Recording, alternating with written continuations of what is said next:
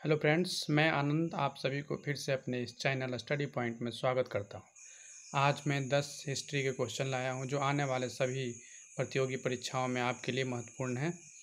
तो चलते हैं अपने मटेरियल की तरफ। देखिए, पहला क्वेश्चन है बक्सर की लड़ाई ईस्ट इंडिया कंपनी के द्वारा किसके साथ लड़ी गई थी। तो देखिए, बक्सर की लड़ाई जो थी वो 1764 ईस्वी में हुई थी। बक्सर की लड़ाई कब हुई थी? 1764 ईस्वी में हुई थी। और इसमें एक साइड से जो था ईस्ट इंडिया कंपनी था और दूसरे साइड से जो था मीर कासिम था, जो कि बंगाल के नवाब थे। साथ में इन्होंने दो और नवाबों से हेल्प ले रखा था। वो एक थे अवध के नवाब थे, उनका नाम था सुजाउद्दौला, सिराजुद्दौला नहीं, सुजाउद्दौला। और एक और नवाब थे, वो मुग़ल सम्राट शाह आलम द्वितीय थे। और ये तीन एक तरफ थे और ईस्ट इंडिया कंपनी अकेले था। यह युद्ध जो था ये देश के लिए बहुत ही निर्णायक युद्ध था। ठीक है, तो इसमें फाइनली हुआ क्या था कि ये तीन थे, लेकिन फिर भी इन लोगों मीर कासिम का जो टीम था वो हार गया था और यहाँ पे जीत गया था कौन? तो ईस्ट इंडिया कंपनी, अंग्रेज जीत गए थे। और इस हारने का मेन रीज़न ये था कि इसमें कुछ लोग जो थे, जो मीर कासिम के साइड थे, उन्होंने क्या किया था, गद्दारी कर दिया था और यही मेन कारण था जो इस कारण से हार गए थे। तो इसका राइट आंसर आपका हो जाएगा ए, मीर कासिम। ठीक है, चलते हैं सेकंड क्वेश्चन की तरफ। तो सेकंड क्वेश्चन आपका है, निम्नलिखित में से किसे भारतीय शिक्षा का मैग्ना कार्टा कहा जाता है। तो देखिए, इसमें भारतीय शिक्षा का मैग्ना कार्टा जो है आपको कहा जाता है, इसका राइट आंसर ए होगा, वुड्स डिस्पैच को कहा जाता है। मैग्ना कार्टा किसे कहा जाता है? वुड्स डिस्पैच को कहा जाता है। ठीक है, राइट आंसर इसका ए होगा। इन्होंने क्या किया था कि 1854 ईस्वी में एक लेटर लिखा था किससे? डलहौजी को। और इसमें इन्होंने सुझाव दिया था कि जो प्राथमिक विद्यालय है, प्राइमरी लेवल के जो स्कूल हैं, उसमें मातृभाषा में पढ़ाई की होनी चाहिए। लेकिन जो हायर स्कूल है, हायर लेवल का स्कूल है, उच्च शिक्षा जिसको बोला जाता है, उसमें क्या होगा कि इंग्लिश की भी पढ़ाई होगी। ठीक है, इन्होंने फर्स्ट टाइम सबसे पहले ये काम किया था और इसे यह भारतीय शिक्षा का मैग्ना कार्टा कहा जाता है। ठीक है, तो चलते हैं नेक्स्ट क्वेश्चन की तरफ।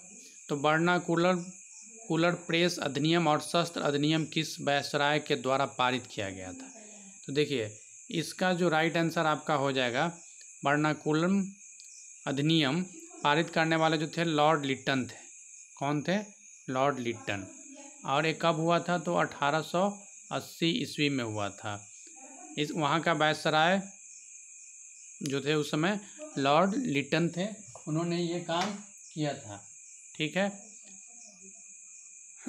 और यह एक्ट जो था ना वो 1878 ईस्वी में आया था। यह एक्ट 1878 ईस्वी में आया था। इसका राइट आंसर आपका हो जाएगा ए। ठीक है, तो चलते हैं नेक्स्ट क्वेश्चन की तरफ। निम्नलिखित में से किस वायसराय की हत्या उसके कार्यकाल के दौरान हो गई थी? ये क्वेश्चन आपको हमेशा देखने को मिल जाएंगे। तो इसका राइट आंसर आपका हो जाएगा ए, लॉर्ड मेयो। एकमात्र ऐसे वायसराय थे जिनकी हत्या हो गई थी, अपने कार्यकाल के दौरान ही हो गई थी। इनकी हत्या जो थी ना वहाँ पे हो गई थी आपका अंडमान द्वीप है और पोर्ट ब्लेयर, अंडमान द्वीप में पोर्ट ब्लेयर पे गए थे, कुछ यात्रा में गए थे, इसमें एक पठान ने इनकी हत्या कर दी थी। ठीक है, चलते हैं नेक्स्ट क्वेश्चन की तरफ। सुलाई रिप्पन ने हंटर आयोग के गठन किसके लिए किया था? तो देखिए, हंटर आयोग जो था ना वह भारतीय शिक्षा सुधार के लिए स्टार्ट किया गया था। ठीक है, और यह आयोग की स्थापना जो की गई थी वो आपको की गई थी 1882 ईस्वी में। 1882 ईस्वी में एक आयोग बनाया गया था जिसे हंटर आयोग बोला गया है। और इसे बनाया कौन था? तो रिप्पन ने बनाया था और भारतीय एजुकेशन सिस्टम को रिफॉर्म करने के लिए इसे बनाया गया था। ठीक है, चलते हैं नेक्स्ट क्वेश्चन की तरफ। नया क्वेश्चन है, भारतीय टंकन और कागजी मुद्रा अधिनियम किस वायसराय ने पारित किया था? तो देखिए, इसका राइट आंसर आपका हो जाएगा लॉर्ड कर्जन। लॉर्ड कर्जन ने किया था और ये कब किया था? तो 1899 ईस्वी में किया था। कब किया गया था? 1899 ईस्वी में किया गया था, लॉर्ड कर्जन ने किया था। इसका राइट आंसर होगा। और यह जो था ना एक तरह से आपका कागजी मुद्रा का यह एक स्वर्ण मानक ईयर बोला जाता है। इसके बाद ही जो है भारत में बहुत तेज़ी से आपका स्टार्ट हुआ था, प्रेस और कागजी मुद्रा जो भी से रिलेटेड जो भी वर्क है स्टार्ट हो गया था। ठीक है, चलते हैं नेक्स्ट क्वेश्चन की तरफ। निम्नलिखित में से किससे मराठा मैकियावेली कहा जाता है? ठीक है, मराठा मैकियावेली किसे कहा जाता है? तो इसका आपका राइट आंसर हो जाएगा नाना फर्नांडिस।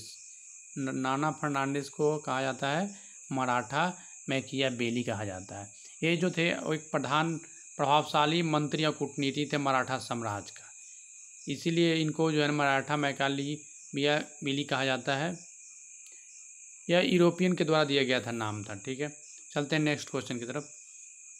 श्रीरंगपट्टनम की संधि का संबंध किस युद्ध से है? श्रीरंगपट्टनम की संधि का संबंध किस युद्ध से है? देखिए, ये जो संधि हुआ था वह कब किसके साथ हुआ था? तो अंग्रेज और मैसूर के राजा के बीच तृतीय अंग्ला मैसूर युद्ध में किया गया था। इसमें मैसूर के शासक उस समय कौन सा था? तो टीपू सुल्तान था। ठीक है, और हैदराबाद के निजाम भी इसमें एक साइड था, और इधर से अंग्रेज के साइड से कौन थे? तो लॉर्ड कॉर्नवालिस थे। 1772 ईस्वी में इसे किया गया था। 1772 ईस्वी में श्रीरंगपट्टनम की संधि हुई थी। ठीक है, चलते हैं नेक्स्ट क्वेश्चन की तरफ। पूना समझौता का संबंध से रिलेटेड कौन सा कथन असत्य है? देखिए, पूना समझौता जो हुआ था वो बाबा भीमराव अंबेडकर और महात्मा गांधी के बीच में हुआ था। ठीक है, और यह समझौता बहुत इंपॉर्टेंट समझौता था।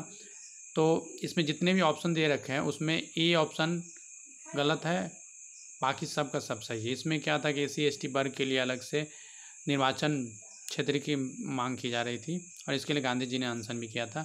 इसमें नेहरू जी का कोई योगदान नहीं था, तो इसका राइट आंसर आपका कौन सा हो जाएगा? ये हो जाएगा। ठीक है, चलते हैं अपने लास्ट क्वेश्चन की तरफ।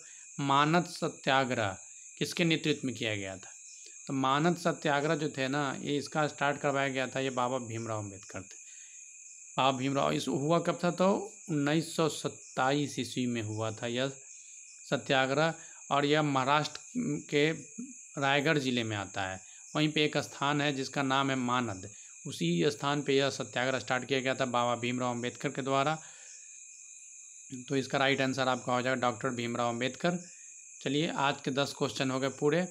Thank you for watching my channels, और आप सभी से निवेदन है कि आप सभी मेरे इस चैनल को लाइक कीजिएगा, सब्सक्राइब कीजिएगा, और यह चैनल मेरा नया चैनल है, सो इसे आप लोग बढ़ाने में मदद कीजिए।